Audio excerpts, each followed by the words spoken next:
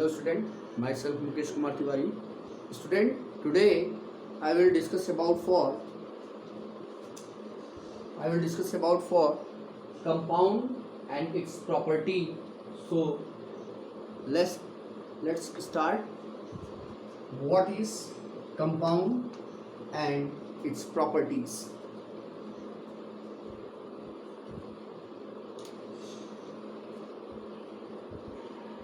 As you know very well that in my previous video I discussed about that what is the definition of the element and so on. So once again I here in this present video I will talk about what is the definition of the compound. You know very well that pure substance have two parts, element as well as compound. And we talk about for what is the element. Now here what is the compound. The pure substance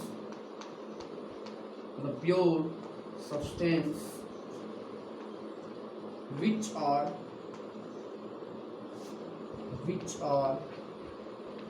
formed by only one type of molecule is known as compound. यानी हम बात कर रहे हैं compound के बारे में, तो ऐसे कंपाउंड जो है वो प्योर सब्सटेंस है या प्योर सब्सटेंस का ही पार्ट है. तो प्योर सब्सटेंस ऐसे प्योर सब्सटेंस ऐसे प्योर सब्सटेंस यानी कंपाउंड जो है ऐसे प्योर सब्सटेंस हैं जो केवल एक ही टाइप के मॉलिक्यूल से मिलकर बने होते हैं. इन अदर वर्ड्स, दूसरे वर्ड में, in other words we can say that compound is that pure substance which are formed by the combination of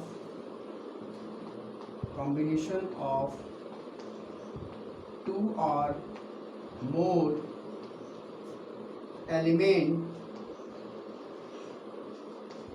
in a definite proportion by their weight. दूसरे word में हम ये भी कह सकते हैं कि कंपाउंड जो है वो ऐसा प्योर सब्सटेंस होता है, कंपाउंड जो है वो ऐसा प्योर सब्सटेंस है जो टू और मोर एलिमेंट के कॉम्बिनेशन से मिलकर बना होता है, और इसमें जब एलिमेंट कंबाइन करते हैं तो एक डेफिनेट प्रोपोर्शन में उनका कॉम्बिनेशन होता है. क्लियर? कुछ एग्जांपल्स हम लोग कंसीडर करेंगे कंपाउंड के. ये आपको क्लियर हो गया इसका डेफिनेशन. अब एग्जांपल्स ऑफ कंपाउंड की बात करते हैं. कभी भी कोई भी कंपाउंड अगर बनेगा उसमें टू एलिमेंट्स या टू और मोर एलिमेंट्स होंगे. क्लियर है ना? जैसे NaCl की अगर बात करें, एग्जांपल NaCl जिसको हम सोडियम क्लोराइड कहते हैं. आप यहाँ पर देख सकते हो कि सोडियम क्लोराइड में दो एलिमेंट हैं. कौन कौन से? Sodium and chlorine. क्लियर है ना? Next water H2O. H2O जो है ये भी कंपाउंड है क्योंकि इसमें हाइड्रोजन एंड ऑक्सीजन दो एलिमेंट प्रेजेंट है. हाइड्रोजन के दो एटम हैं, ऑक्सीजन के वन एटम है. कार्बन डाइऑक्साइड ये भी क्या है? ये भी कंपाउंड है. क्लियर है ना? ये सब कंपाउंड हैं. अब यहाँ पर हम आपको ये बताएंगे कि कंपाउंड और मॉलिक्यूल में क्या डिफरेंस होता है.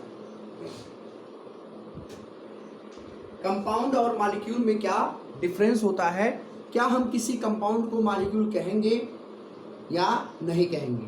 तो जैसे यहाँ पर सोडियम क्लोराइड जो है ये कंपाउंड है, तो हम इसको मॉलिक्यूल बोल सकते हैं कि नहीं, तो इसको मॉलिक्यूल भी बोला जा सकता है, क्योंकि आपने लिखा है कि कंपाउंड जो है वो ऐसे प्योर सब्सटेंस हैं जो only one type of molecule से मिलकर बने होते हैं।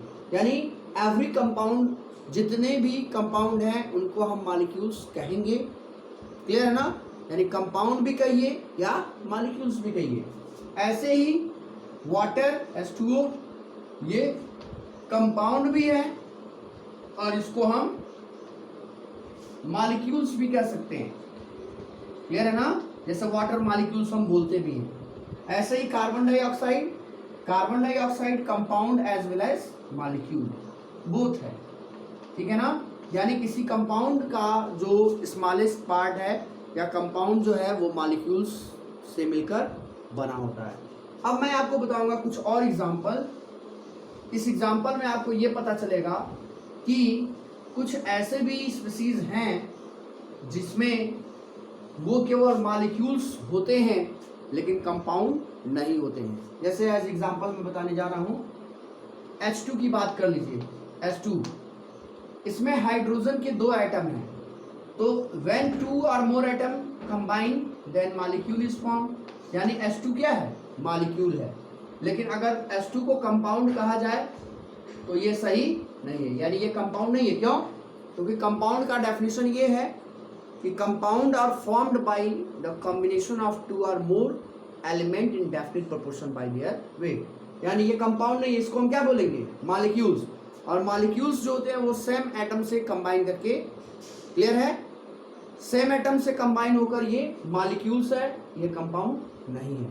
अभी मैंने आपको इसके जस्ट अभी 2 मिनट पहले मैंने आपको बताया कि कुछ कंपाउंड ऐसे हैं जिनको हम मॉलिक्यूल्स भी कह सकते हैं, लेकिन यहाँ पर ये मॉलिक्यूल है लेकिन इसको कंपाउंड नहीं कहेंगे।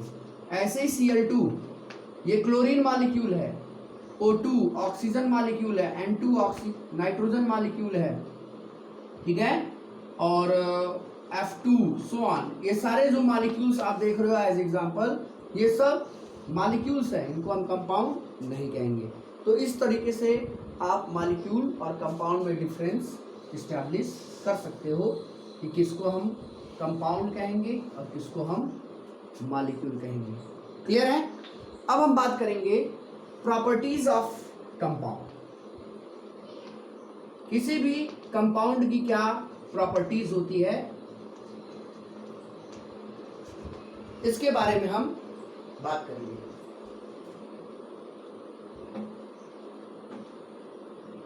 क्लियर। तो प्रॉपर्टीज ऑफ कंपाउंड में सबसे फर्स्ट पार्ट ये है, दी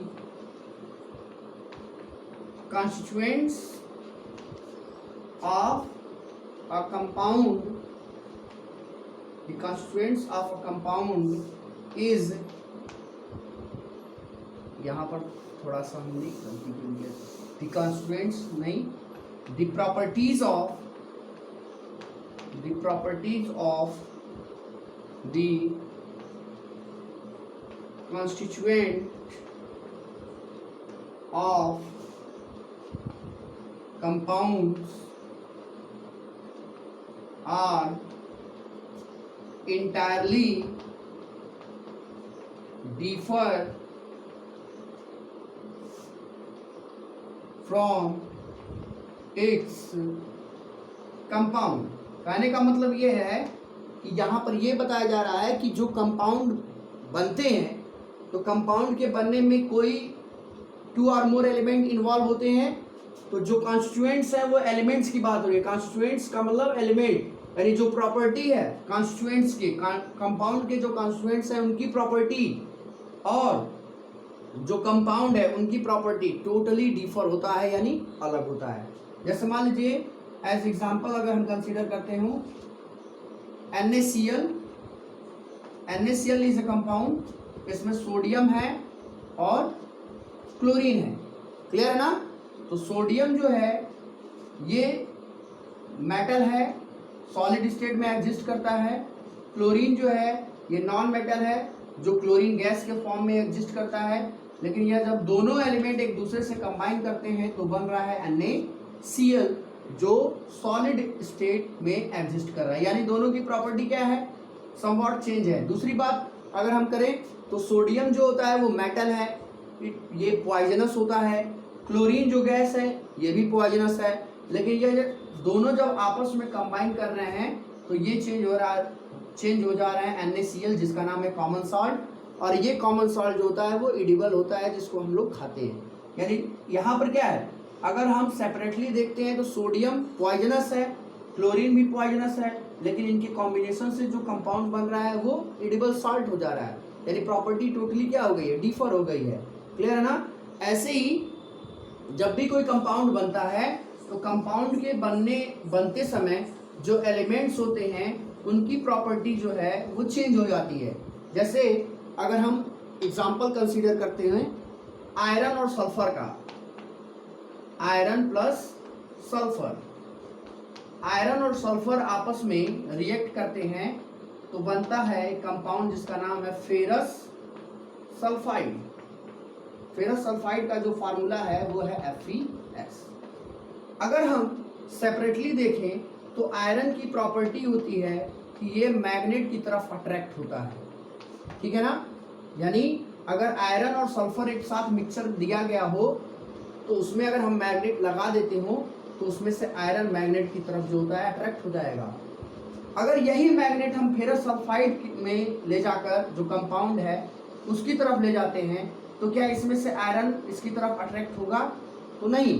क्यों? क्योंकि आयरन की जो आइडेंटिटी है वो after the combination with the sulphur loss हो चुकी है, यानी अब इसकी वो प्रॉपर्टी नहीं रह गई जो पहले थी। ऐसे ही अगर हम सल्फर की बात करें, सल्फर जो है वो सेपरेटली कार्बन डाइसल्फाइड सोल्यूशन में इजीली डिसॉल्व हो जाता है, ठीक है ना। तो अगर हम ये देखें कि जो फेरस सल्फाइड है इसमें भी सल्फर प्रेजेंट है, तो अगर हम इसको कार्बन डाइसल्फाइड सोल्यूशन में डिसॉल्व करेंगे तो ये डिसॉल्व नहीं होगा। क्यों? क्योंकि यहाँ का जो सल्फर है और यहाँ का जो सल्फर है दोनों की प्रॉपर्टी क्या है, टोटली चेंज हो चुकी है। तो इस तरीके से हम ये कह सकते हैं कि जब भी कोई कंपाउंड बनता है तो कंपाउंड के बनने में जो उसके कॉन्स्टिट्यूएंट्स होते हैं उनकी जो प्रॉपर्टी होती है वो इंटायरली डिफर हो जाता है या टोटली चेंज हो जाता है। तो इस तरीके से हम पहली प्रॉपर्टी को एक्सप्लेन करते हैं। सेकेंड प्रॉपर्टी की बात करते हैं। सेकेंड प्रॉपर्टी में ये बताया गया है कि when two or more element combine to form compound then they will combine in a definite proportion in their weight। यानी जब भी कोई एलिमेंट कंबाइन करके कंपाउंड का फॉर्मेशन करते हैं तो उनका जो कॉम्बिनेशन होता है वो एक डेफिनिट प्रोपोर्शन में होता है। जैसे वाटर है, वाटर में हाइड्रोजन और ऑक्सीजन का रेशियो फाइंड करेंगे तो ये आएगा 1:8, यानी हाइड्रोजन एंड ऑक्सीजन का रेशियो वाटर में कितना है, 1:8 का है, जो एक डेफिनिट प्रोपोर्शन है।